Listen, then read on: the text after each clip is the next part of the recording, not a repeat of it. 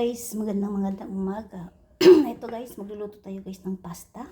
Ito lang ilalagay natin guys na black pepper, chili flakes, dry parsley, at siyempre yung ating guys, paprika guys na chicken seasoning. At siyempre, yung ating cheese naman guys yan, kasi very frozen siya. So, binikusan ko muna. So, ngayon guys, ang gagawin ko muna, magpiprito muna ako ng manok guys. Yan. Bago ko gigisahin yung aking, batawag nun, yung aking, so, tatayo ko lang yung guys, yung aking, dito, para hindi siya masyado magalaw. So, prituin ko muna guys yung manok guys, press chicken to guys. Yan.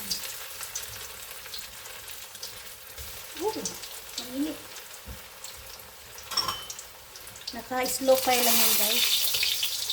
Pagkatapos yung maluto, ilalagay ko na guys sa dalawa kan kakainan guys sa isa kanina. So yung cheese kailangan i-melt ko muna guys kasi masyado frozen pa siya. At syempre nakahanda na po yung ating mga seasoning at syempre yung ating ano tawag doon guys, garlic. Yan, itong garlic. Ano siya guys, hindi ko pa nilabas yung guys, yung ano tawag nun, yung butter. So, sa butter ko guys, gigisahin yan guys, yung aking noodle, ang aking spaghetti, pasta. Yan, yung aking pasta guys.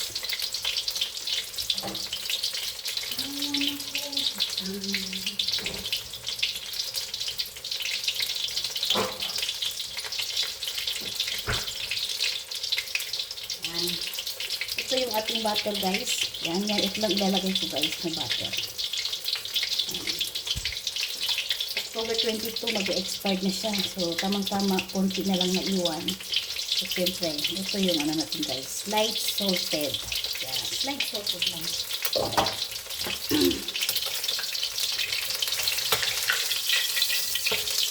Yan. Ganito lang guys yung ating manok ngayon guys. Pag-iisa kami. Kasi dalawa lang kami kakain yan. Tapos, hindi ko na kailangan hugasan guys yung ito guys. Tatanggalin ko lang yung oil, tapos ipalit ko yung butter. Tapos isalang ko na po yung pag nag-light brown na po yung garlic natin, ilalagay natin yung ating spaghetti. Gigisahin natin yung spaghetti na may kasamang mga seasoning. At syempre, ang gagawin ko ngayon guys, matubig siya guys. Ayoko nang dry. Kasi nung isang araw gumawa ko ng dry, okay din, pero ngayon para maiba naman yung ating panlasa naman, so maglalagay tayo ng tubig para hindi masyado dry. So tapos siguro mga after a week na naman gagawin naman tayo ng guys ng ano tawag doon guys, carbonara. Pakita ko naman sa inyo guys kung ano yung mga ingredients ko sa carbonara. So, ganoon lang guys. Maraming salamat sa mga walang sawang pagsusuporta sa akin, sa mga nanonood sa akin mga videos. Tuloy-tuloy lang tayo guys dito sa social media. Siyempre, huwag natin mawala ng pag-asa. Lahat tayo aangat sa takda ng panahon. Huwag lang tayo masyado magmamadali. Kasi lahat ng bagay, hindi agad-agad makukuha. Hindi dumadaan talaga sa proseso. Ayan. Konti na lang.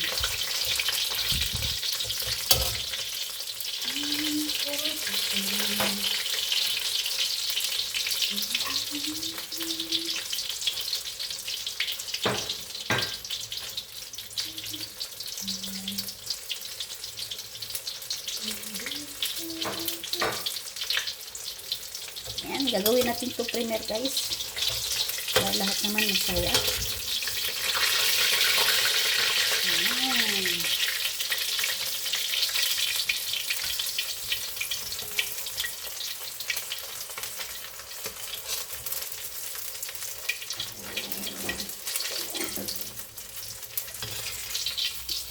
Ganito lang guys ang ating chicken for today.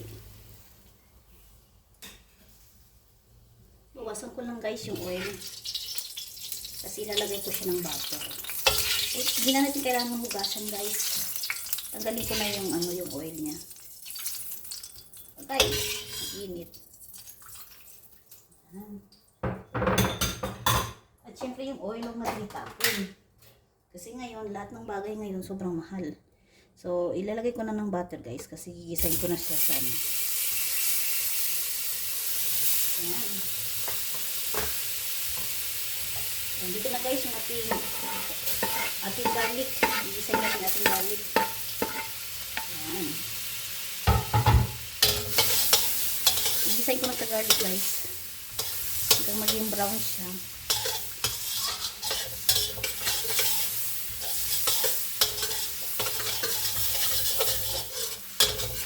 Ang bango ng garlic. Ayan. Kita nyo guys.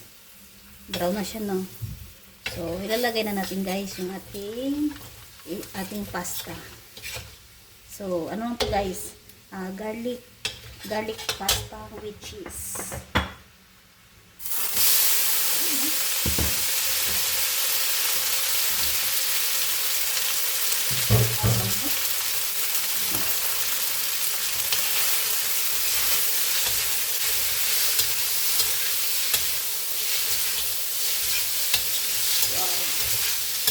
Perfect.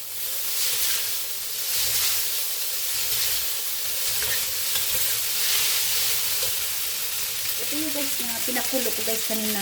So maglalagay ako ng tubig. Para na lang siya. Hindi siya masyado dry. Dito guys.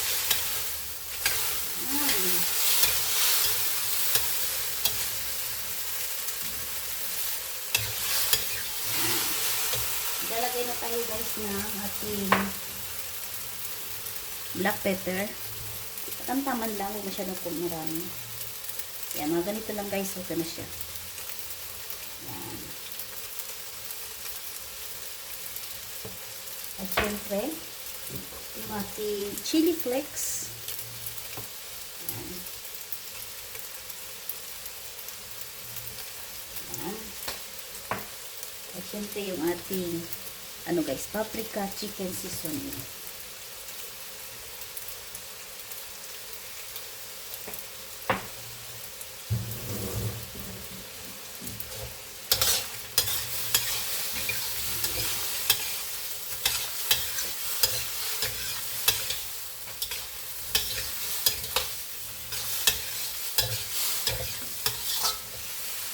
Ayan, diba guys?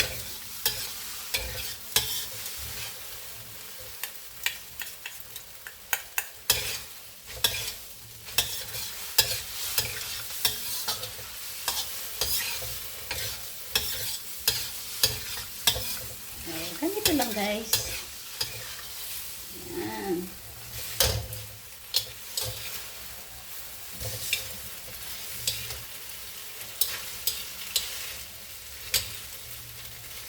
I-mix ko lang guys maayos. Yung ating garlic. Diba? Itingnan natin muna guys. Yung ating spaghetti. Okay na ba? Kung lagyan pa ba konti ng ano.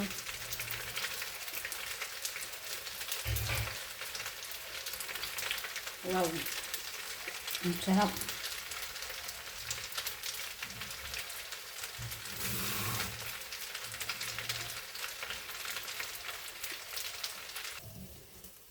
Mamaya ko na ilagay yung cheese guys. Ihalo ko lang siya. Ang sarap guys. Perfect. Lagyan natin konting paprika guys. Yan.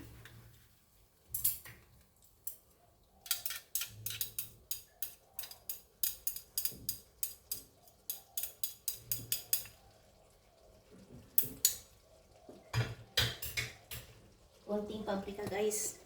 Ito paprika guys, nagbibigay ng lasa talaga to guys. Masarap to. Sa mga mahilig manghang, yan ito guys, bagay talaga to guys.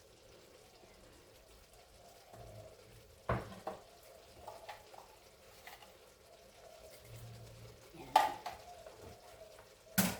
Siyempre. Yan, konting asin.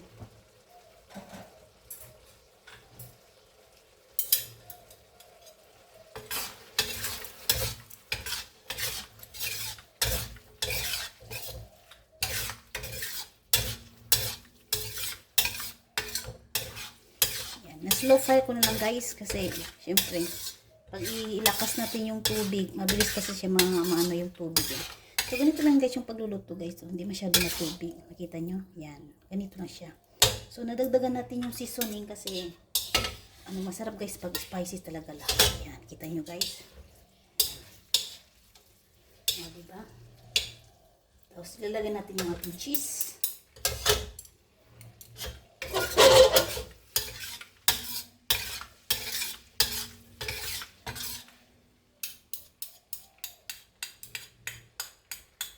Umidikit yung guys, yung ating garlic.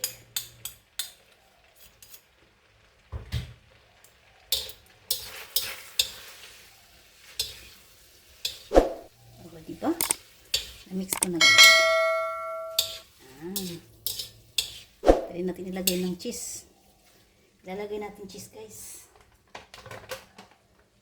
Tara, marami yan.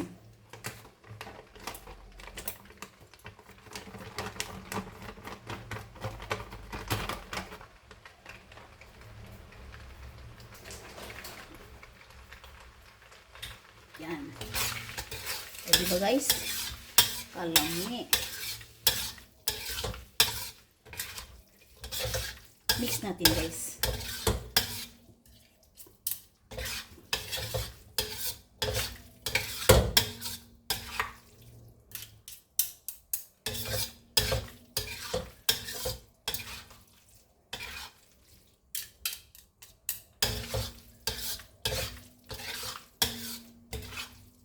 Wow. Perfect.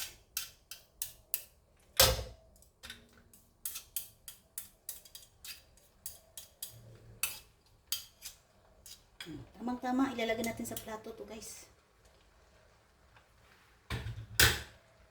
Tikman natin.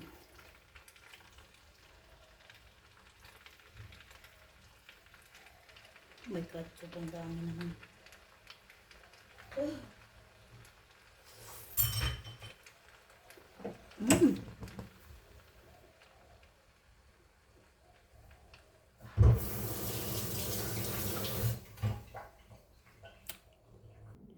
Ayan, ito na guys. At syempre maglalagay tayo guys ng ating dry parsley. Ayan, itong dating dry parsley. Yan, diba? Ang ganda ng kulay. At saka ito naman. Maglalagay tayo ng parsley para maganda yung kulay.